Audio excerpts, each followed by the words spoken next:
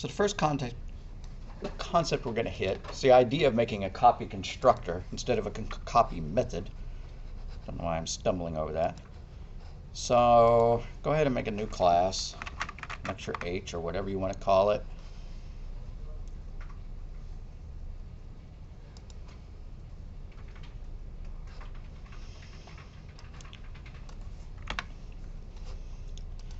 Do I need to hit the button on that? Have I not hit the record? No, I mean the projector. You'd like to see what I'm doing. All right. Well, I'm ahead of you, Nyanyak. Catch up with my typing. Well, that certainly didn't work. I totally botched everything. I didn't create a brand new project. I didn't have the projector on. Let's try that again. New project. Lecture H. I'm going to delete the project part of this. I'm going to delete everything, including the dot on back, just so it won't add a package statement.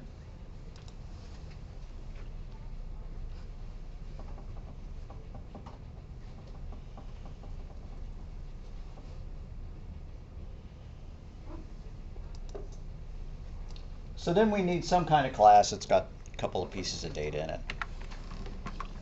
Seemed like last time, seems like previously we have done a fraction class. Why not again? Class fraction, right, and it's got a top and a bottom. Those are math terms, top and bottom. Let's just make them ints. Int top, int bottom. And even though I'm not going to go the whole way and create, you know, getters and setters for everything, you know how easy that is. But it makes the example a little bit messier. I'm going to make the data private. We're going to do like 3 things to it. We already know how to write an equals method. No reason to write that again. We've written a copy method, but this time we're going to write a copy constructor and a regular parameterized constructor. And the regular parameterized constructor is going to just accept 2 variables that indicate the top and the bottom. And the copy constructor, instead of accepting 2 variables, is going to accept an object of this type and make a new copy from it. So, public fraction int top comma int bottom, close parentheses, curly brace, right? This dash top equals top, semicolon. This dash greater than bottom. Why am I doing dash? That's C++. I'm so sorry. That's the other class that I'm teaching right now on the same evening. Alrighty. And this dot top equals top. This dot bottom equals bottom. Alright. That's our parameterized copy constructor. Or no, it's not a copy constructor, but it is a parameterized constructor. The book calls it something slightly different, but it's parameterized because it accepts 2 parameters. It's not a default constructor that doesn't accept any data. Parameterized constructor.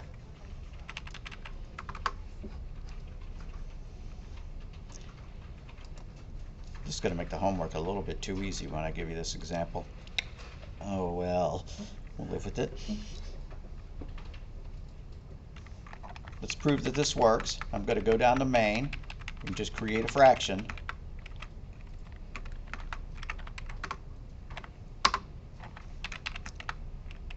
By the way, it's still annoying me that it's creating my objects with the braces like this.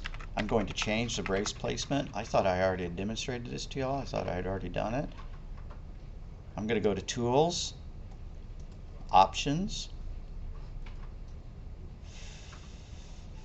Editor, Formatting, and since that's like 4 steps in a row, I'm going to show you again. Tools, Options, Editor, Formatting, and then lastly, I want to format the braces. And I don't want the braces to appear on the same line. I want them to appear underneath. So I'm going to change all 3 of these to say new line. You don't have to do that, right? But I am. And so now as it creates code for me, it's not going to default to that habit of putting a curly brace on the same line. All right, how about a fraction? fraction f1 equals new fraction, capital F on both those words, 1 over 2.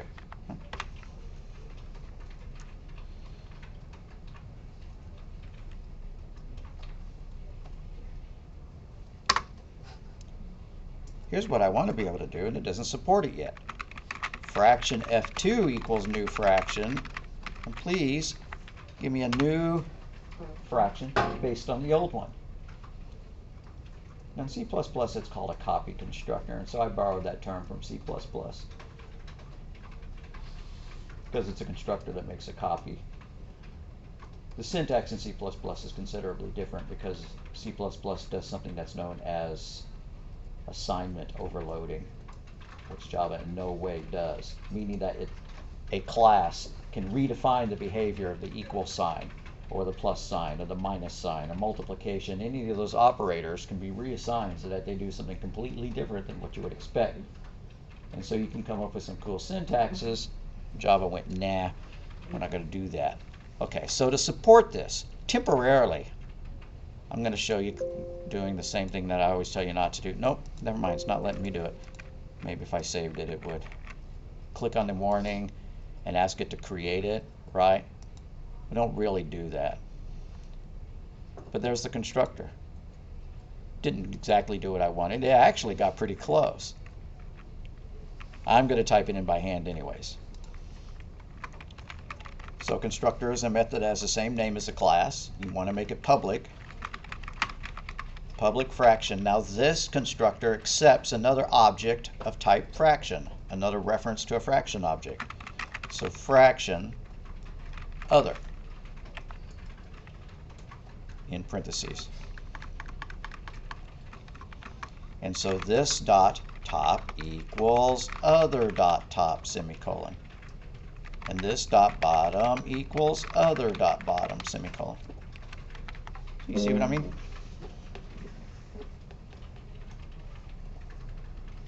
Now that little bit of code down there in main is actually going to work. Now let's do something that actually does something with it, right? At least calculate the ratio. What is that called? Getting a quotient? I don't recall. Anyways, public double get value, parentheses in parentheses. And we're going to say double result is equal to. Now why did I make these ints? I'm not really sure. The reason it's bugging me is that if I type double result is equal to top divided by bottom, these are both integers, and when it does that math, the result's going to be an integer. It's doing integer math, and so it's going to round down the result. That behavior holds true in C++ and C#. It does not hold true in Python. So you guys who are fresh out of Python coming into this class need to take note. If you divide an integer by an integer, it takes the result and rounds it down to the nearest whole number. And if our fraction is 1/2, we don't want it being rounded down to 0. So what I'm going to do is I'm going to say, please turn top into a double before you divide it by the bottom. And heck, just to make absolutely sure, I can divide both of them. Right, I could cast both top and bottom to be doubles before I did the division. Now it's slight overkill to cast them both, but why not? Doesn't hurt much. And then I can return the result. Now there's more than one way I could fix that, but I'm going to live with that being the answer.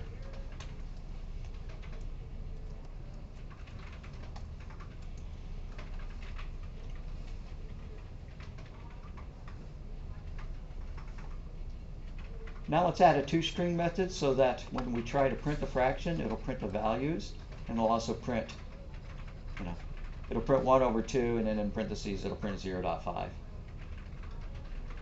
Or I'm going to leave that off this time. Yeah, in deference to hitting back the PowerPoints, I'm going to leave off the toString method.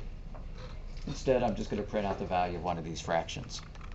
Fraction f2 had better be a copy of f1, and so if we print out the value of f2, it should be 0.5.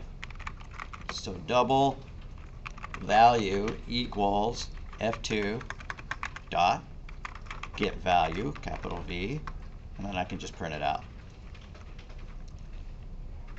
System.out.printf, parentheses, quote, value of F2 equals %F \n. That's supposed to be a backslash and not a square brace like it turned out being. Oh, come on. There. And after the comma, before the closing parentheses, we need to print our value parameter to fill in that placeholder. So I sure do hope it prints out 0.5 or .5000 to whatever, accuracy printf defaults to, which I believe is 6 digits after the decimal point. Yeah. Okay, so it's working. What are the takeaways here? What's the real reason we worked through that? I wanted you to see a copy constructor. And it never hurts to have more examples, of constructors and, of methods that use the data. I could have rewritten this fraction method. No, I couldn't have. Never mind.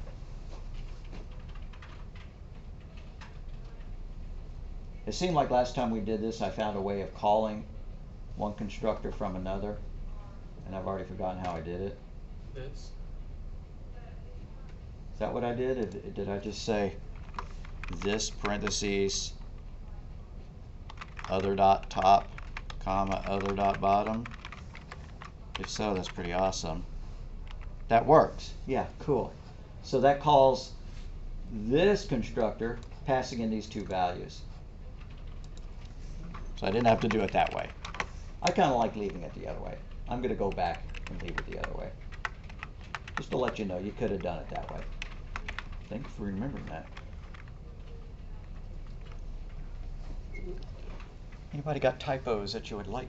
All right, let me come look.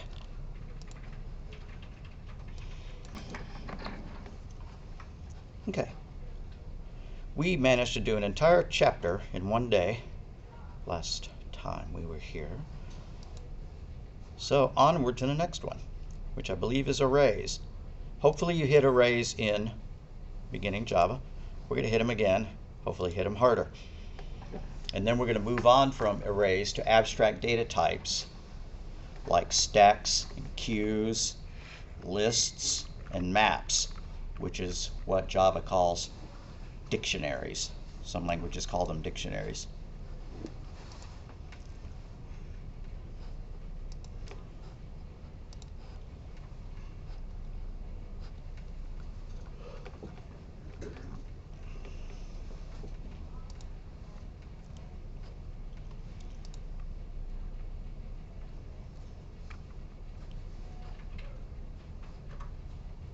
You don't really have to load the whole page to download the PowerPoint. Thank you. Oh, looks like I already had it downloaded. And no, I don't need the Camtasia plugin. If I could disable that, I would. Alright. So array basics. What's an array? It's just a series of values that are stored in contiguous memory. They're the fastest of all possible data structures because stepping through them, all the computer has to do is increment some little pointer that goes to the next memory address. Whereas any other kind of data structure, you don't really know in what order in memory those pieces are being stored. Some of them may be stored, hundreds of kilobytes away from the other one because it keeps allocating fresh memory to let you add stuff on. So one thing about arrays is that they are fixed in length. Once you create an array, unlike a Python list where you can just start adding to it willy-nilly, it stays that length. If I create this phone list array and I tell that this array is going to have room for 5 numbers, that's it. It's going to have 5 numbers. If I want a 6th number, I'm out of luck. What would I have to do if I wanted a 6th number? I would have to allocate a brand new array, copy all 5 of these elements into the new array, and then I'd have room for the 6th element, right? And that'd be kind of a drag. What if you wanted to delete one from the middle and have it, kind of close the gap? Well, that again be kind of a problem, right? You'd have to zero that one out. You'd have to copy that value into there, copy that value into there, somehow indicate that this was an invalid piece of data now, or allocate a brand new array that was just a copy of those 4 elements. See, it's a real problem. And yes, you can do all that stuff, but it's better to use the tools that make that stuff easy, which is known as the array list in this particular language. Just like Python has a list type, which serves as arrays. Python doesn't really support arrays. You fake it with a list. So each one of these is known as an element, and each one of these is accessed by its index. What is its index? Also call it subscript. This is index 0, index 1, 2, 3, 4. Computers always start counting as 0 rather than 1, so the first element of an array or a list is 0, and then 1, 2, 3, 4. So the first element is 0, and the last one is, let's get all mathy, n minus 1, where n equals length, right? So since this has an array length of 5, this is index 4. No cheating like you can in Python and passing it an index of -1 and have it skip to the last item. You can only use positive indexes, or indices, positive subscripts, and they can't be less than 0. I guess that's part of being positive, huh? And they can't be greater than n minus 1, where n is length. So if we try to access element 5, well, if that's 0, 1, 2, 3, 4, it would generate an exception and crash our program. And this is indicating how you access them. You've probably seen this in other languages. I really hope you have by now, where you use square braces and then a number between them. And you can call that the index. You can call that the subscript. When I'm reading them out as I type along, I'm probably going to call them subscript. Instead of saying square brace 0 in square brace, I'm going to say phone list subscript 0. Just saves a little bit of time speaking. So let's go and create some arrays. So I'm going to scroll back down to main. One way you can create an array is to pre-fill it with data. And this is going to look real familiar to the Python folks. So like if I have an array of ints, I indicate that it's an array by putting the square braces there. And I'm just going to call this nums, creative name, equals, and then inside curly braces, I list my numbers separated by separated by commas. So let's say that I really like the digits 1, 2, 4, 8, and 16 for whatever purposes. So I put those inside curly braces, and then I close it with that. You'll notice how similar that looks to the Python version, right? Where you would leave those off, and you would put squares in there instead. Now, it's rare, perhaps, that you will already have your data predefined like that so that you could hard code it into your program. Perhaps more often, and I shouldn't even say perhaps, you'll have to allocate the array, and it's just going to all be zeros, and then you're going to go and fill it with data. You're going to put some kind of data into it, maybe random numbers if we're feeling like that, or taking measurements from a sensor or reading data from a file or whatever. Let's create a second array that is 100 elements long. It would have been a real drag to type in 0, 0, 0, 100 times, right, to get a 100 element array. Fortunately, it's real easy. I'm just going to call this array, although both of them are array, right? Arrays. Equals new int subscript 100 in subscript. This tells me in subscript semicolon. This tells Java that please go out and allocate enough bytes to hold 100 integers. And since an int is 4 bytes long, it's going to allocate 400 bytes of RAM. It's going to go ask the operating system or the Java virtual machine for 400 bytes of contiguous RAM so it can start storing values into them. This looks a lot like the constructor call here, right? The only difference is that if you're creating an array, you don't use parentheses, you use square braces. And if you're creating an array, you put that there, whereas we did not put that there. You can create an array of reference types if you want. Like we could create an array of fractions. I'm going to skip that for now. We're going to keep it a little bit simpler. So if you want to print an array, let's try it the easy way. System.out.println parentheses quote nums equals end quote plus nums. I'm not going to like the results. Some languages will do that conversion cleanly, like Python and I believe C#. Yeah, that's what I got. I'm not real happy with that, right? I don't need to know some hashed memory address, right, or whatever that is. Not doing me any good at all. I would rather it actually print the values out. We might be able to do this. I'm not sure if it'll work. Nums dot toString. No, that would just generate that thing that we saw. Tell you what, one cheat. Convert Java array to string. Wow, an answer that's not even on Stack Overflow. Arrays.toString. There is a helper class called arrays with a capital A. And you can use that to get a string form of the numbers that you want to print. So something like this. I'm just going to declare a string s equals capital A arrays dot toString parentheses, in parentheses, semicolon, and inside the parentheses I'm going to pass one of these arrays, specifically nums, because that's what I'm trying to print out, right?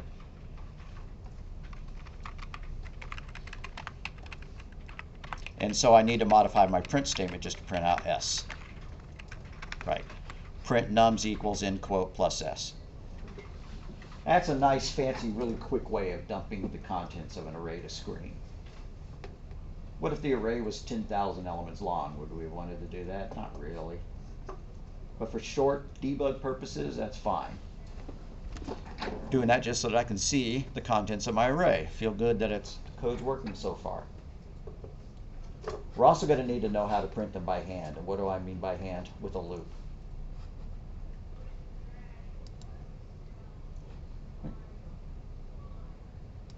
There's our array of nums. We could print the other one out the same way, but it doesn't have any data. Whoopsie.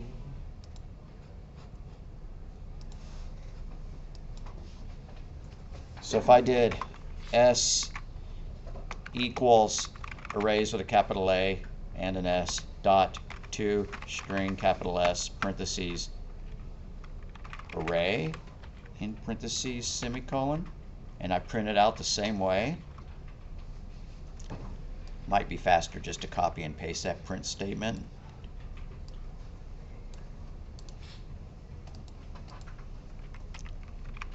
And change nums to our variable name of array because it matches that. Kind of wish I hadn't done that. I wish I'd just called it nums2. I'm going to make an executive decision and change it to nums2 right here and now. Nums2. Nums2. Nums2. So it's going to print it out, and there's going to be 100 zeros in our output because there's no data in it. And it goes right off the screen.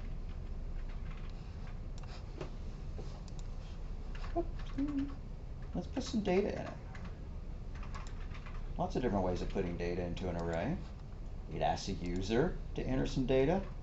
We could just arbitrarily pick some data. We could use some kind of for loop and put some kind of mathematical sequence in it. That might be fun.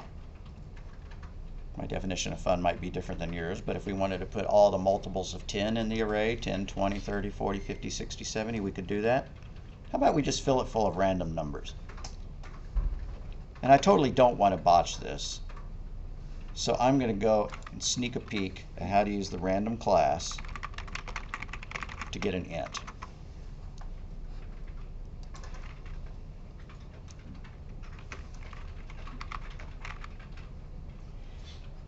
Well, that's pretty easy. It's just a method called nextInt. But I'm not digging the fact that we didn't have any control over its size. So you can specify the range that you want when doing that. I believe it to be the case. Let's prove it. So I'm going to write a loop. It needs to count from 0 to 99. Since this thing is 100 long, it needs to go from 0 to 99. But I kind of hard-coded that number here, and I don't want to have to keep putting 100 everywhere. Because what if later on I wanted to change it to 1,000? I'd have to go and change all my loops to say 1,000 instead. So I'm going to ask the array how long it is inside my for loop.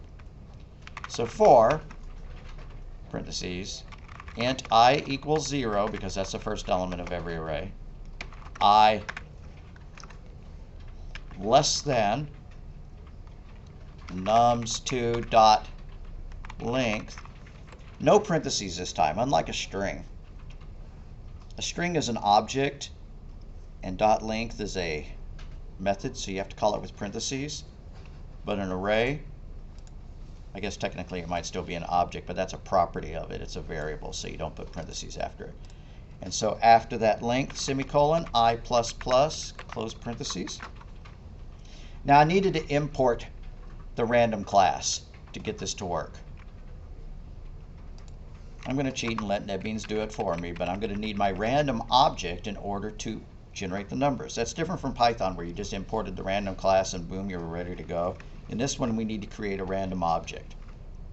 The class name is random with a capital R, so random R&D equals new random, again capital R, parentheses and parentheses semicolon. And of course NetBeans is telling me that class is not found. But as long as I got that right, NetBeans has a good idea of what I need, which is to import java.util.random. Why not?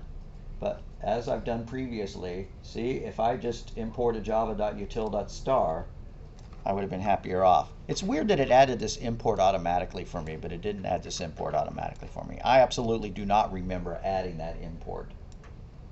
Did any of y'all have to do that, or did the code work perfectly when we typed in arrays dot? I had to import it. Okay. I just automatically put import java.util. Yeah, if you remember to type that in at the beginning, you're better off. If I just did that as a matter of course as the very first thing. So some students had to actually add that import by hand to get it to work. Sorry about that for y'all watching the video. If the code hasn't been working for a while, that's why. Field top can be final, field bottom can be final. It's offering to make these constants, and the reason that these would be okay being constants is that there's nothing in the class that changes them. So why not make them constants? I'm not going to do that, because if we wanted to go back and add setters and stuff like that. So anyways, we have a random object here. Let's kind of just test out our function first by printing some random numbers. System.out.println parentheses R&D dot next capital INT parentheses, and we're going to give it an upward bound, like 6. In some languages, this upper bound is inclusive. In Java, it is exclusive, so it's going to generate a number between 0 and 5.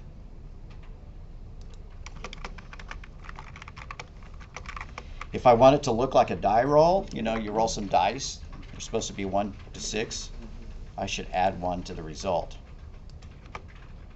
So I'm just going to let it run and print out 100 numbers in a row just to prove that the random class is actually doing something.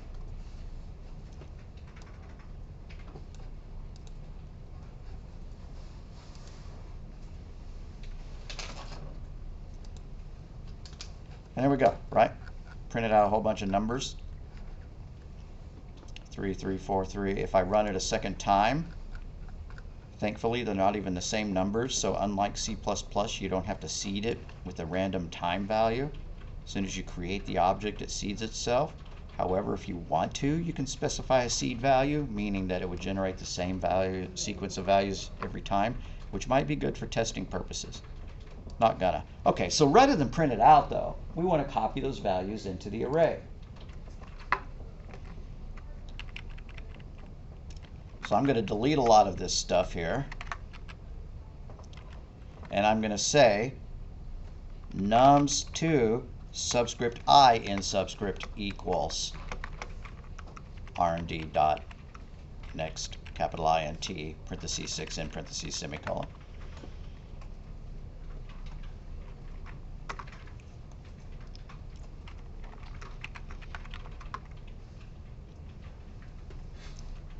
And then what if I wanted to multiply all the numbers by 50? Not sure why. Let's multiply all the numbers in that array by 100 before we print them out. For parentheses, this for statement is going to be exactly the same as this. I could save myself some time and copy that.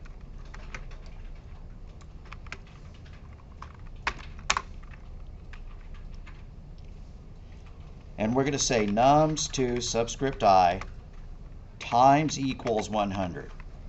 Multiply every value in it. Okay, if that's a little bit too cryptic, and it kind of is, nums2 subscript I equals nums2 subscript I times 100. That makes it a little bit, right, a little bit less terse. And now we need to print them out. We're going to do it this way, or we're just going to copy and paste those? Yeah, but then we're going to show how to print it out by hand.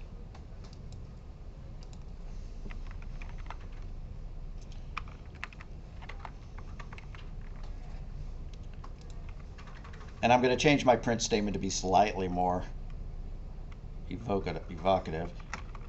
After random data, comma, or with random data, nums2 equals. So there we go. And let's add a comment as to what this thing is doing here and what this thing is doing here. The first for loop is fill the array with random numbers between 0 and 5. If we wanted to make them 1 to 6, we'd just have to add 1 right here, right? If I did that, it would add 1 to each value. Well, I like the idea of adding 1 to each value, because then they look more like, we're playing Yahtzee or something with 100 dice. So I'm changing my I'm putting a +1 here. I did not mean to change that comment. I'm going to say between 0 and 5, comma, +1. Because that's how it becomes 1 to 6.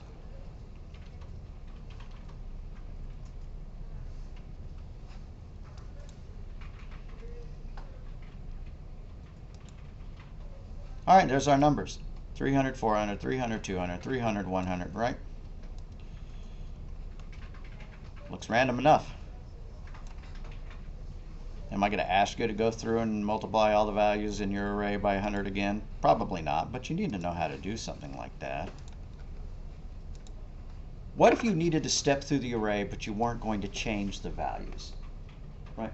Here I changed all the values. Here again I changed all the values. I needed write access into the array to do that. If you're not changing the values, if you just want to print them out or sum them up or something, there's a shorter for syntax called the for each syntax. And this is going to look incredibly familiar to the Python users. Now, some languages such as C# actually use the word each. You would type like for each, not us.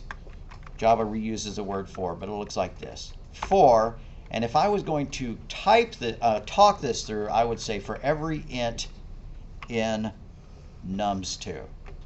But I'm not going to type that. So this time I'm going to say the syntax explicitly. For parentheses, int space value colon nums2 end parentheses, open curly brace. Oh, I already had something called value. Sorry, that's a bad choice. I'm going to change that just to v.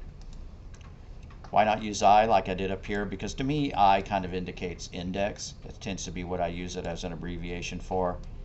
How about v for value? Okay, and let's print out v. System.out.println parentheses v in parentheses.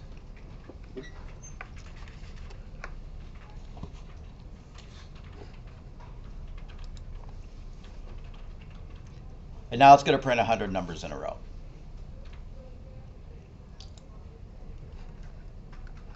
I'm getting kind of tired of all this output being so long, so I'm going to make the nums array a little bit shorter. Oopsie, come back, I keep doing that.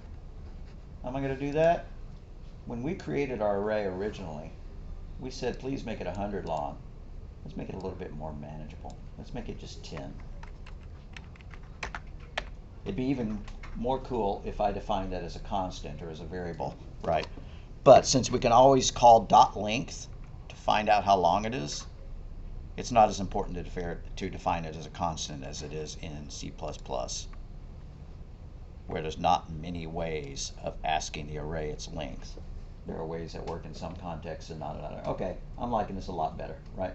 So before we put random data in, it was all zeros. That is something to remember. If you create an array with the new keyword, it fills it all out with zeros. If you've taken C++ recently and you remember that a C++ array gets filled with garbage data, whatever happened to be in memory at the time, Java goes ahead and does you the favor of setting them all to zeros. Or falses if it's an array of bools, or 0.0 if it's an array of floats and doubles, or null if it's an array of strings. Well, anyways, and then we went through and we assigned some data and we multiplied them by, 100, and then we printed it out. I want you to know both syntaxes. I want you to be very familiar with both syntaxes. Please know how to write this for statement in order to step through the array. Please know how to write this one. Now this one's cooler, isn't it? It's much shorter. This is a nice, clean syntax, far cleaner than that. And this doesn't involve any subscripts, right? Whereas this one did. So if you can get away with doing this one, and you can if you only need read access into the array, do it this way. We're going to see this syntax a lot more because it works not only with arrays, but with abstract data types like lists, stacks, and queues. Are we all good?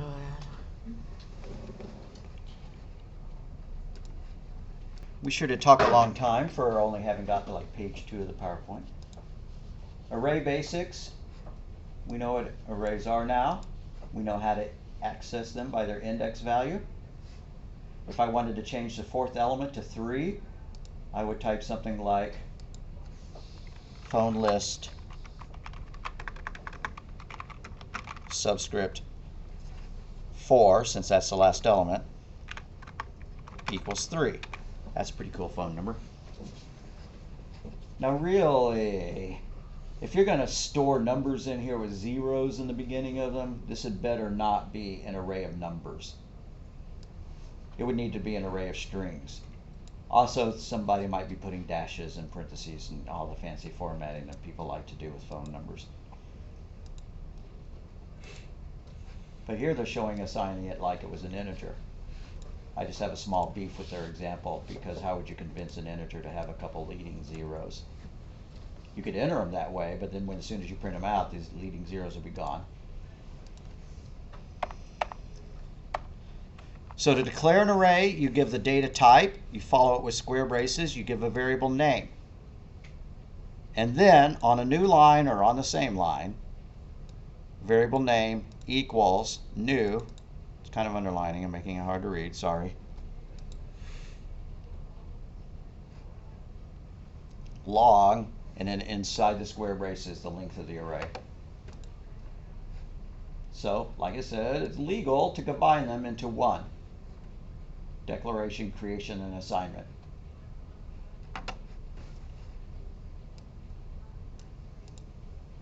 Or you can provide an initializer list. That initializer list is composed of values between curly braces, like this. String students equals that.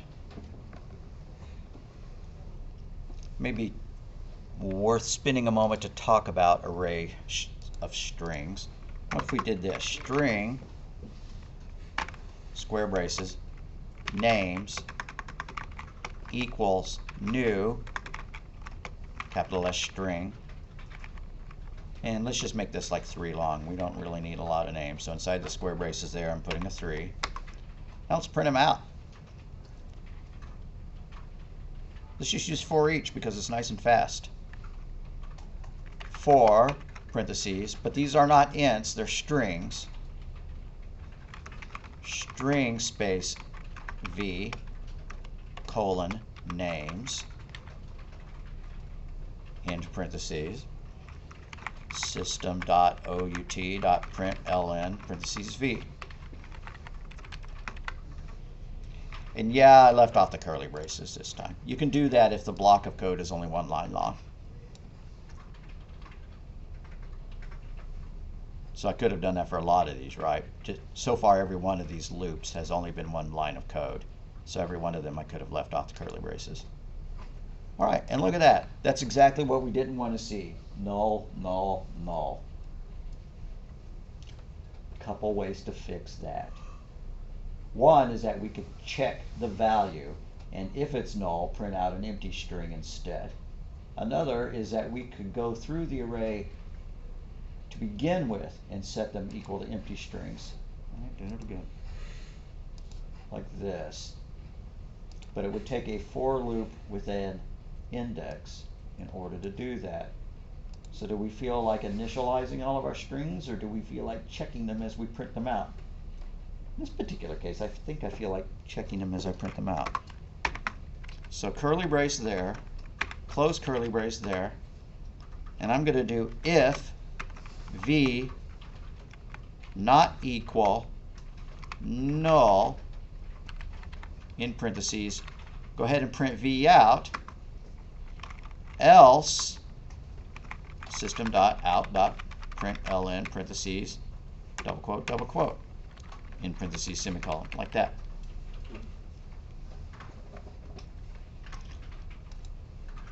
All right, at least it printed out some blanks. That's better than printing out the word null. An end user is not going to be happy at all at seeing the word null show up in their output. It probably would have been better to go ahead and fill it with strings, but we'll do that another day.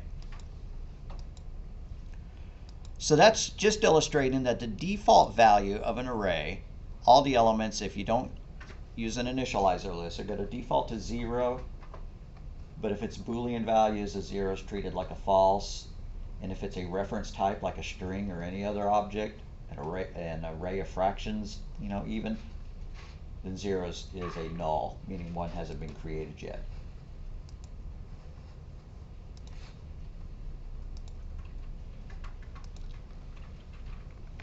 So when you use an array initializer, you don't use the new operator. Although C++ lets you do various combinations of initializer lists, some of them use new and some of them don't. Java is very strict. It wants this syntax exactly. Of course, you can put in as many different items or as few items as you want. What if you did this? This would be pretty weird, but it's legal. It's an array with no elements in it. Legal to do that. As a matter of fact, when you run your code, you see this array up here inside of main? If we printed out the length of the args variable, then the length of that array is 0. Java by default doesn't pass any data into the main method. Now you can configure it to do so, but normally it doesn't. So if you're going to be printing an array, well, just keep in the back of your head that if you're writing code, it's possible somebody might write some code that passes your method an empty array, and kind of think through how that might need to be affected, it might be accounted for.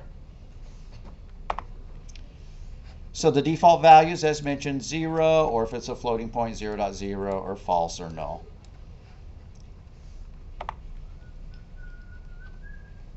To print out an array, two different ways. This is using the index-based way, and the other is using the for each. This is using the index-based way for int I equals 0, I is less than whatever dot length I plus plus, and print it out that way. It might have been nice to print it out that way, just so that we could have the number. We don't have an index number, right? So, if I wanted to print out the index number, like items 0, 1, and 2, I would have needed to use the other style, the index-based for loop.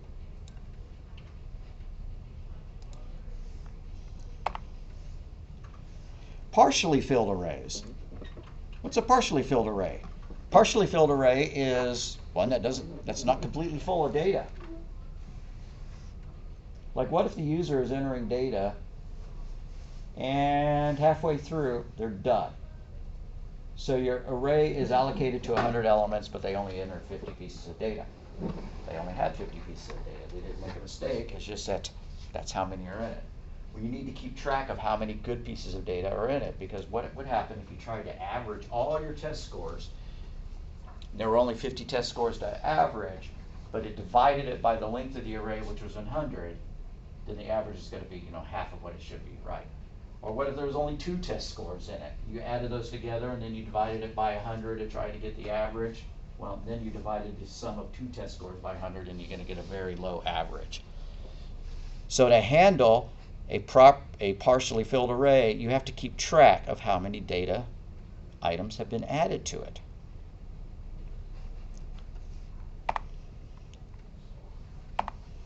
So a partially filled array is when you use some of the array's elements, but not all. Now, why in the world would you have a partially filled array? That's stupid. Why would I want all that extra space? Well, because if you don't know in advance how large the array has to be, you just kind of have to pick a size and hope it's large enough, right?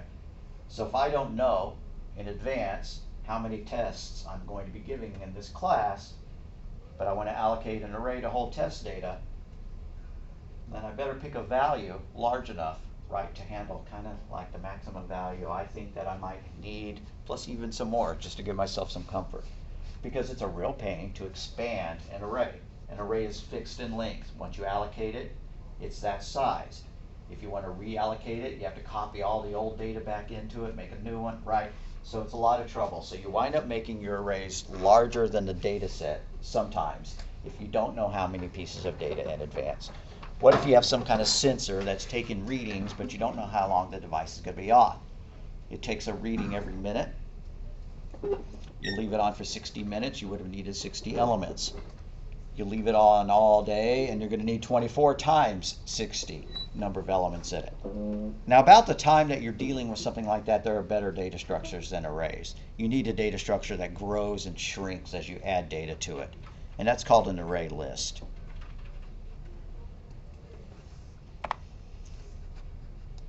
We will go back to the idea of a partially filled array later. I'd rather just hit the topics that are pretty similar to what we've already been doing with our iteration through them with for loops, index-based for loops, like copying an array or summing an array. You use the same kind of loop to copy an array or to sum an array. Why would you copy an array? What if you're going to be manipulating the data? Maybe we should have made a copy of our array of random numbers before we started multiplying them by 100 so that later on we could do some other thing. Like if you're testing a sorting algorithm, you might want to make a copy of your data so that you have your original unsorted data so that you can test several different algorithms on it. Because once you change that data, if you only have one copy of it, right, if you only have one object, then too bad, you changed it, you don't have any recourse to get your original data back. So let's make a copy of an array. Why don't we declare an array of colors, string,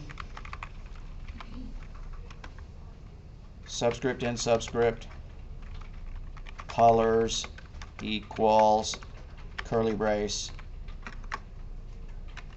black, end quote, comma, white, end quote, comma, quote, red, end quote, curly brace. That sounds like a sick joke. What's black, white, and red all over? I don't know.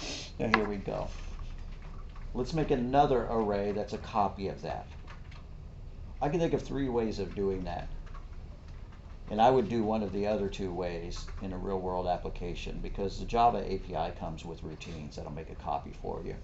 And if you have the choice of using a routine that Java gives you or writing your own, 90% of the time you want to use the Java one. But conceptually, here's what we've got to do is make a brand new array that's of the same length.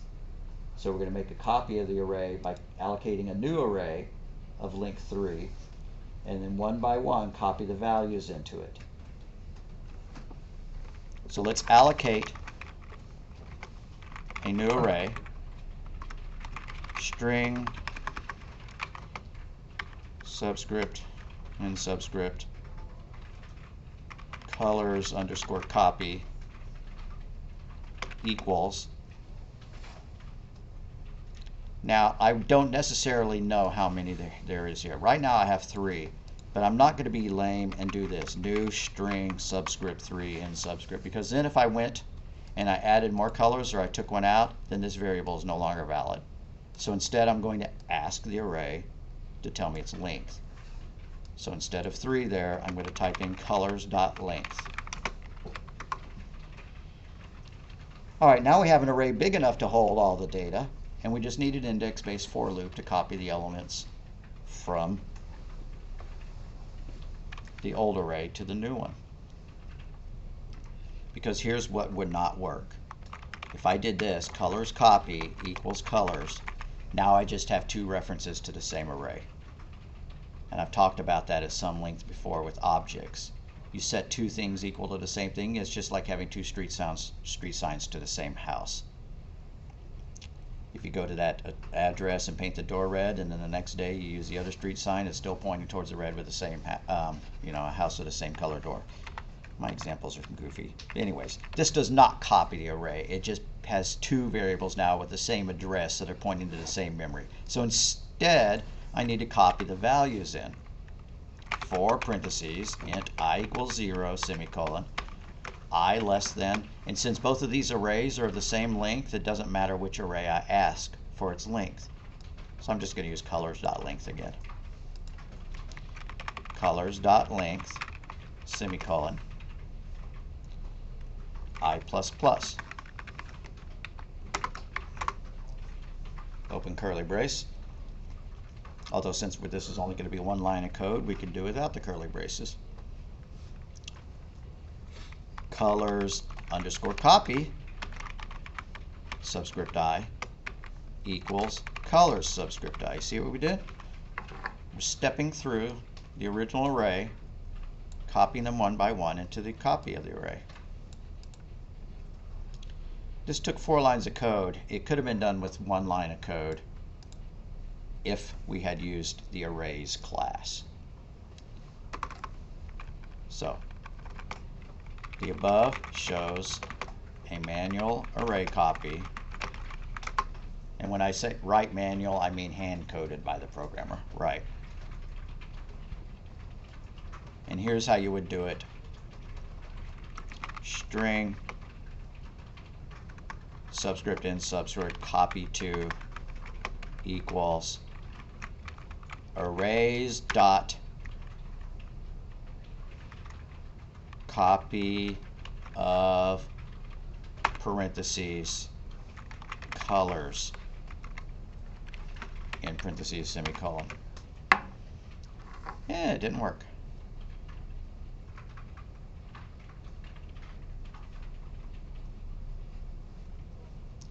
Is Java doc set up to work right now? Can I hit F1 and have it load up the documentation? Well, no. Alright, fine.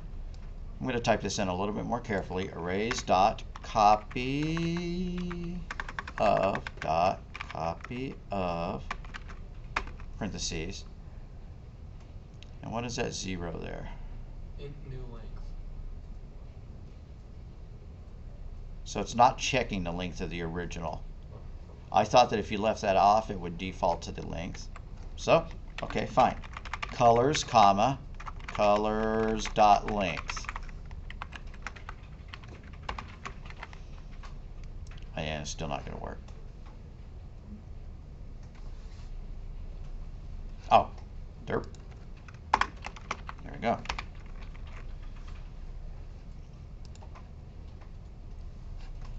And so if we print out both arrays, like using arrays.toString, system.out.println parentheses, quote, original equals, end quote, plus arrays with an s dot toString with a capital S, parentheses, colors, since that's our original, close parentheses, semicolon. Now I'm just going to copy and paste that and change original to copy or copy to. Maybe both, right? Original, copy, copy to. I need to make some changes now to make that work. This is a copy.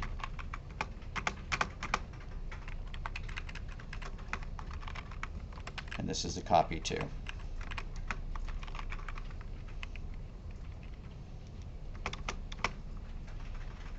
Except it's not called copy. What? It was called colors copy. So colors underscore copy. But this one was in fact called copy 2. So I did have to go back and edit that. I should change the name of my variable so it just was copy. Real easy to do with refactoring. I could just highlight that entire variable name, choose refactor, copy. No, rename. Refactor, rename, and just call it copy. There. Now I'm happier.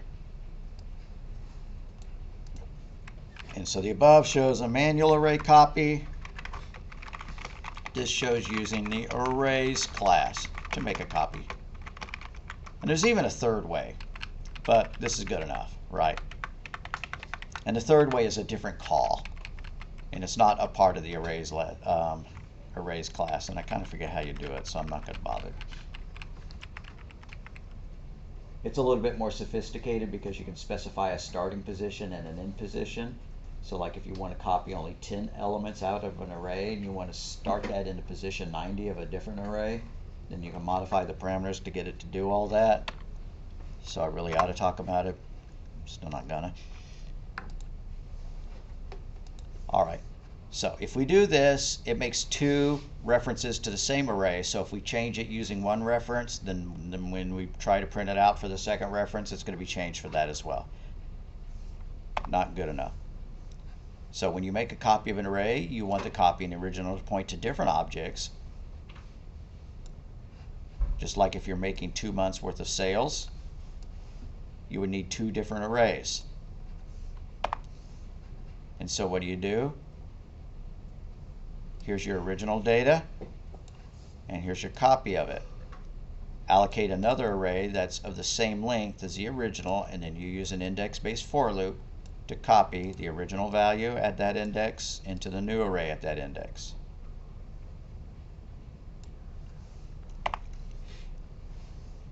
And about time to stop there. Alright, so homework. Homework is actually not going to be based on the idea of arrays, although I could just very quickly come up with an addendum to this one, but I'm not gonna. I'm gonna save that. Instead, we have one where we're going to create an angle class. And I give you the UML for the angle class, and it's going to have 2 methods that are important. One is get angle in degrees, and the other is get hypotenuse. You're going, I don't want to know all that math. Well, fortunately, I give you the formulas for it.